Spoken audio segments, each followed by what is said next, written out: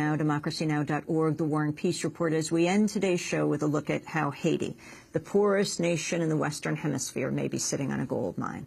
After years of rumors that mining companies were exploring in Haiti, Canadian U.S. corporations now confirm they have permits to mine as much as 1/3 of the land in the northern part of the country.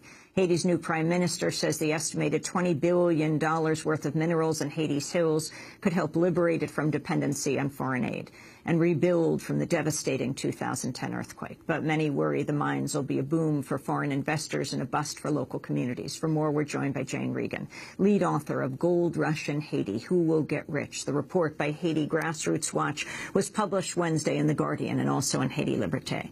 The investigation was made possible in part by a grant from the Pulitzer Center on Crisis Reporting. We invited representatives from the two mining companies featured in the report, but both Eurasian Minerals and Newmont Mining Corporation declined our request. Jane Regan, welcome to Democracy Now! What did you find? What we found, Amy, was that very quietly and very quickly, these foreign companies have purchased licenses to either explore or go all the way and exploit. As you said, it's over 1,000 square miles of Haiti's north. And this is in a circumstance where we have the poorest country in the hemisphere, possibly the most corrupt government in the hemisphere. Recent allegations have come out of the Dominican Republic of massive corruption of this current president and perhaps cabinet. But also we have probably the most neoliberal government in the hemisphere, whose slogan is Haiti is open for business. And so you've got a perfect storm brewing whereby you're looking at giant pit mines in the north in a country that's already environmentally devastated, and giant pit mines being run by Canadian and American companies who have done this all over the world in third world countries, where most of the money that's made and most of the gold that's dug up will go straight north.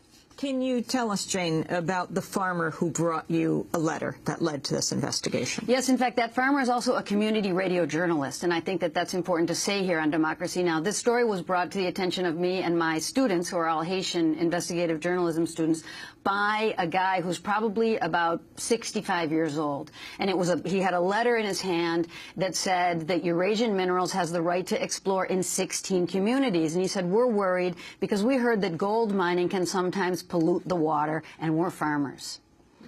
One of the men your team interviewed spoke with residents of a village where gold exploration is already underway. They seem to welcome the opportunity for more work. That will be great for us. We feel very strongly about something. We like foreigners a lot.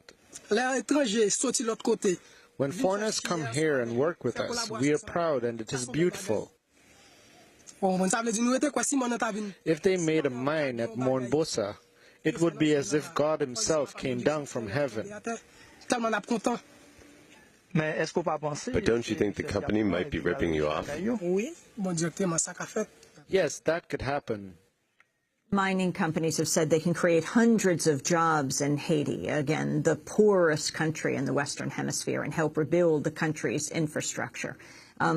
Talk about this. Well, hundreds of jobs in a country of 10 million people, and you're taking out how many acres or hectares of agricultural land. And also, these are very low-paying, they're low-wage jobs. Haiti's been through these mining booms before. Reynolds was in there exploiting bauxite. There was a Canadian company in there that took away a lot of copper. I think at the boom period, there were 900 people working for a couple of bucks a day. So that's not really the way to develop Haiti or help the country fill its state coffers.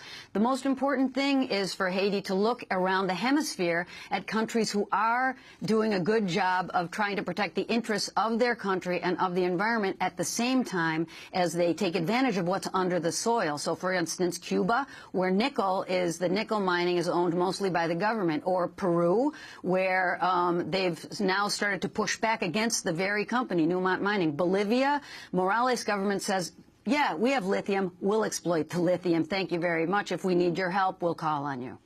Talk about the revolving door between government officials and the mining companies. Well, this was something that we did find, and I have to say that this was an investigation that had about 12 people involved. 3 of us were foreigners, and everybody else is Haitian students and Haitian community radio journalists. And we discovered that the former Minister of Finance is now a consultant for Newmont Mining. So he was involved in negotiations of some of the permits which have not yet been published, but he was privy. He sat at the table on the supposedly on the public interest side, and now he's on the other side of the table on the private interest side.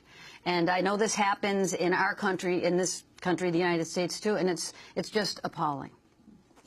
Finally, and we just have a few minutes, Newmont's track record in Peru, for example. In Peru, Newmont has the largest pit mine, certainly in the hemisphere. It's 251 square kilometers. It's called Yanacocha, and they've been trying to open another one, a gigantic one called Minas Congas. And the peasants and the campesinos and local authorities, environmentalists have pushed back to the point that it might not happen, or if it does happen, it'll be under much better circumstances where the environment will be more protected. I think it's important to know that, like Reuters, but also like all these sort of accounting agencies write with terror about resource nationalism, as if it's a bad thing for a country to want to control its natural resources. I think it's about time.